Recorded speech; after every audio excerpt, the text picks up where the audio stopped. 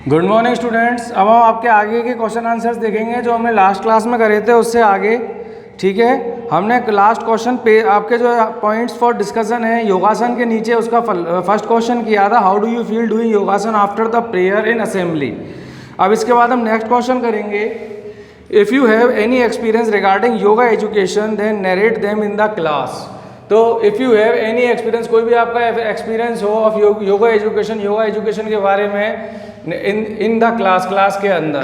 तो योगासन make man strong. योगासन क्या होता है कि स्ट्रांग फॉर्म होती है डूइंग योगासन डेली। अगर हम डेली योगासन करते हैं, a person can lead a healthy life. एक व्यक्ति एक स्वस्थ जीवन फॉर लॉन्ग, लंबे समय तक जीता है। Yoga is also helpful in physical. Yoga जो हमारे लिए एक मददगार है, यानी हमारे को एक physically, mentally, intellectually and spiritually develop करता है। यानी इन शॉर्ट में हम समझें तो हमारी बॉडी को क्या रखता है, वो डेवलप रखता है, प्रॉपर एक तरीके से सही रूप से बना के रखता है कि हम कभी भी डिसीज फ्री रहेंगे तो हम हेल्दी रहेंगे। सबसे पहली चीज़ इसमें आ गई हेल्दी, फिजिकली, फिर मेंटली अगर हम कोई ठीक सही रहेंगे तो हम मेंटली भी सही रहेंगे। इंटेलेक्चुअल एंड स्पिरिचुअल डेवलपमेंट, यानी हमारा शारीरिक विकास और मानसिक विकास प्रॉपर तरीके से होता जाएगा। नेक्स्ट क्वेश्चन है, why should we do yoga. क्यों करना चाहिए yoga? Leads to development. Yoga में डेवलप करता है आर्ट ऑफ लिविंग, जीने की कला। आर्ट का मतलब होता है कला।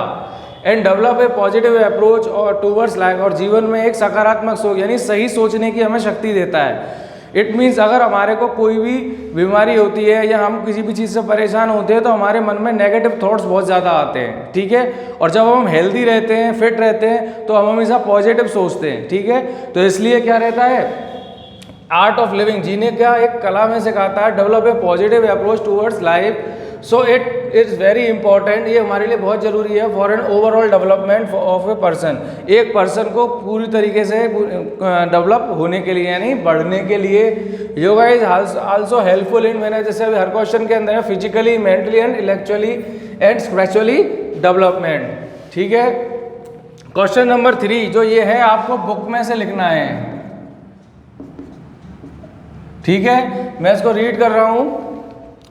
ये काफ़ी बड़ा क्वेश्चन था। Sit relaxed and breathe normally. जब आप बिल्कुल आराम से बैठे हो normally, place your finger to front of your nostril. अपनी नॉस्ट्रल पर फिंगर पर रखेंगे। And feel then held and the exit air, और एयर को बाहर की तरफ निकालेंगे। एक बार अंदर एक बार बाहर, इस तरीके से जंप एंड योर 10-12 टाइम्स। अब आप 10 से 12 बार जंप कर लेंगे। And then feel in inhaled and the exhaled, और उसके बाद फिर इस प्रोसेस को दोबारा करेंगे। What do you realize, आप क्या महसूस करोगे? इन विच कंडीशन, इस कंडीशन के अंदर the air your breathe is slightly hot and when it is cold, यानी कि आपकी जो ब्रीथिंग प्रोसेस है वो हॉट या कोल्ड प्रोसेस में है। तो व्हेन वी सिट नॉर्मली, जब हम नॉर्मली होंगे तो अवर ब्रीथ इज क्या होगी, कोल्ड। यानी हम नॉर्मल बैठे तो हमारी जो हम लेते हैं वो हमारे लिए कैसी होती है, cold. And but when we run very fast our breathing is hot. यानी जब हम कहीं से दौड़ कर आते हैं, जंप करते हैं, कहीं काम करके आते हैं तो हमें अपनी जो कार्बन डाइऑक्साइड को रिलीज भी कर रहे होते हैं तो हमें कैसी लगती है, वो हॉट लगती है। तो वही इसमें पूछा है कि जब आप एक सीट पर नॉर्मली बैठे हो, घर पे बैठे हो नॉर्मली, ठीक है, तब आप अपनी ब्रीथिंग प्रोसेस को इन और आउट करोगे तो आपका जब वो CO2 बाहर निकलेगी तो वो कोल्ड निकलेगी। और जब आप कहीं से काम करके आओगे या दौड़ कर आओगे, रन करके आओगे, तो क्या होगा, वो एकदम हॉट होगी, क्योंकि आपका बॉडी टेम्परेचर क्या हो जाता है, हाई हो जाता है। Next, blow air from your mouth. जब अपने आँख से, माउथ से आप एयर को ब्लो करोगे 3-4 times in an empty glass, एक खाली ग्लास के अंदर, और an mirror and observe that happens. तो आप उसके अंदर क्या देखोगे, the glass and mirror surface becomes blurred, यानी कि उस ग्लास के अंदर क्या होगा, ब्लर्ड मतलब मैंने आपको वर्ड मीनिंग में भी लिखाया था, धुंधला धुंधला दिखाई देने लग जाएगा। क्यों? क्योंकि जब आप CO2 उसके अंदर करोगे तो उसके आसपास में जो भी थोड़ा फॉर्म्स होगा ना, उसके अंदर क्या हो जाएगा, वो ब्लड फॉर्म में जनरेट हो जाएगा। इस प्रैक्टिकल को तो आप घर पे अपने एक ट्रांसपेरेंट ग्लास को लेकर, स्टील के ग्लास को मत लेना, वो जो उसके ग्लास आते हैं ना, कोल्ड ड्रिंक वगैरह के जो ग्लासेस के ग्लास आते हैं, डिस्पोजल नहीं, कांच के जो गिलास आते हैं जिनमें हम सब कुछ देख सकते हैं, जो हमारे वाटर के अंदर होता है, ग्लास के अंदर होता है, तो उसके अंदर इस प्रैक्टिकल को करके आप देख सकते हो। नेक्स्ट क्वेश्चन है आपका, whether fire can be lit up higher by blowing air from the mouth. तो क्या जो फायर फॉर्म होती है उसकी हायर ब्लोइंग फॉर्म में माउथ के अंदर एयर का हो जाती है? यस इट कैन बी, ये हो सकता है। और नेक्स्ट क्वेश्चन भी इसी तरीके से पूछा है, क्या put out by blowing air from the mouth. Put out होती है, यस। पुट इन भी होती है, यानी कि जो वेदर फॉर्म होती है फायर की, let it higher by blowing and put out from. ठीक है, दोनों का आंसर क्या है? यस इट कैन बी, हो सकता है। Next question, which instruments are played by blowing air from the mouth. तो ऐसे कौन कौन से इंस्ट्रूमेंट्स हैं जिनको अपने माउथ के द्वारा बजा सकते हैं, यानी एयर के प्रेशर से? फ्लूट, शांख और शहनाई।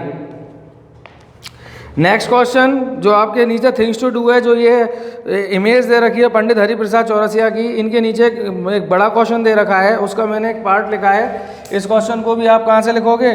बुक में से लिखोगे। ठीक है, तो अब इसका क्वेश्चन मैं पढ़ता हूँ। Take an empty reel of thread, एक एम्प्टी रील लेते हैं और थ्रेड धागा लेते हैं, close on the sides of the sticking paper और हेड, और पेपर के साइड फॉर्म में उसको लेते हैं। Now make a small hole, एक स्मॉल होल, उसमें एक छोटा सा क्या करते हैं? होल करते हैं। Near the close end of the place of seed of मंस, उसके नियर बिल्कुल पास में। स्वीट कैन प्लांट, जैसे हम शकरकंद कहते हैं। On the hole, blow air in the reel keeping the open end in the mouth, see what happen. तो उसको हम माउथ को ओपन करेंगे तो हम क्या देखेंगे? By the process seed is मंज of sweet cane plant on the hole will fell down, वो नीचे की तरफ मूव हो जाएगा। पेज टर्न कीजिए।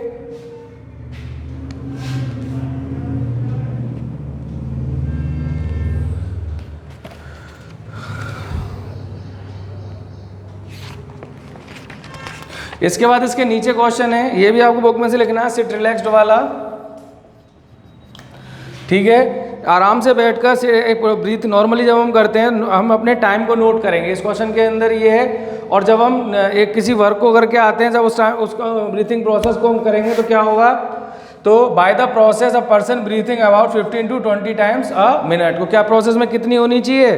15 से 20 टाइम। तो इसमें ये पूछा गया है कि नॉर्मली जो पर्सन होते हैं उनकी 1 मिनट के अंदर जो ब्रीथिंग टाइम्स होता है, यानी कि सांस लेने और छोड़ने का जो प्रोसेस होता है, वो कितने टाइम्स होना चाहिए? 15 से 20 टाइम्स। इसी तरीके से इसका नेक्स्ट क्वेश्चन, ये भी बुक में से लिखना आप इसका आंसर। पहले मैं पढ़ रहा हूँ क्वेश्चन को। Take 2-3 rounds of your school playground, जब आप अपने स्कूल के प्लेग्राउंड के 2-3 राउंड्स कर ले तो now note the time, time को नोट करो। And count how many times breathe in 1 minute, तब आपको नोट करना है कि आपने 1 मिनट के अंदर कितने आपके अंदर ब्रीथिंग प्रोसेस हुआ।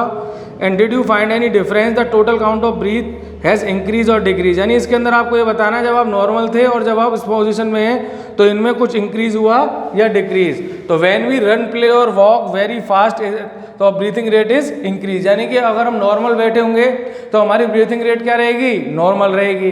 पर जैसे ही हम कहीं से दौड़ कर आएंगे या वर्क करके आएंगे तो हमारी ब्रीथिंग रेट क्या होगी? इंक्रीज हो जाएगी। और आज का लास्ट क्वेश्चन, इसे भी बुक में से लिख लेना क्वेश्चन को। Measure the size of chest, chest के साइज को मेजर करेंगे टेप से।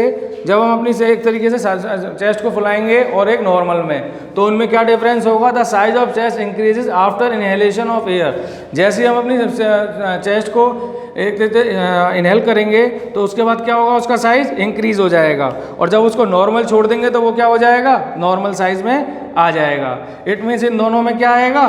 डिफरेंस होगा। तो इस तरीके से अभी ये आपके एक्स्ट्रा जो इनके बुक्स के इंटरनल क्वेश्चंस थे वो कंप्लीट होते हैं। कल हम लास्ट के जो क्वेश्चंस हैं उनको करेंगे। यहाँ तक कोई डाउट है तो बताओ।